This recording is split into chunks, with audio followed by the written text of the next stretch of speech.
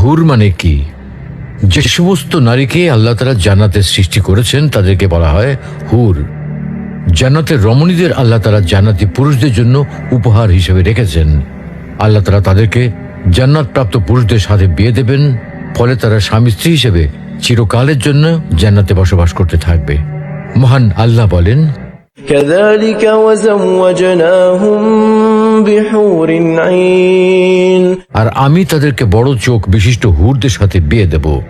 জান্নাতের হুর হবে চিরকুমারী ও সমবয়সের প্রেম সোহাগিনী।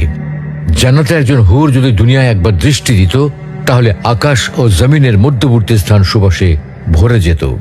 পূর্ব পশ্চিম প্রান্তকে তথা সমগ্র পৃথিবীটাকে সুসজ্জিত করে দিত। প্রতিটি চোখ সব জিনিস থেকে দৃষ্টি ফিরিয়ে তার দিকে চেয়ে থাকত এবং সৃষ্টিকুল আল্লাহর প্রশংসা ও বড়ত্ব বর্ণনা করত। জান্নাতি পুরুষেরা যখনই তাদের দিকে তাকাবে, আনন্দে মন ভরে যাবে। যখন কথা বলবে, ছন্দময় মিষ্টি কথা দ্বারা হৃদয় ভরে দেবে। জান্নাতের রুম সমূহে যখন তারা ঘোরাফেরা করবে, তখন তাদের আলোতে রুমগুলো আলোময় হয়ে যাবে। জান্নাতের অধিবাসী নারী পুরুষগণ হবে একই বয়সের পরিপূর্ণ যুবক যুবতী।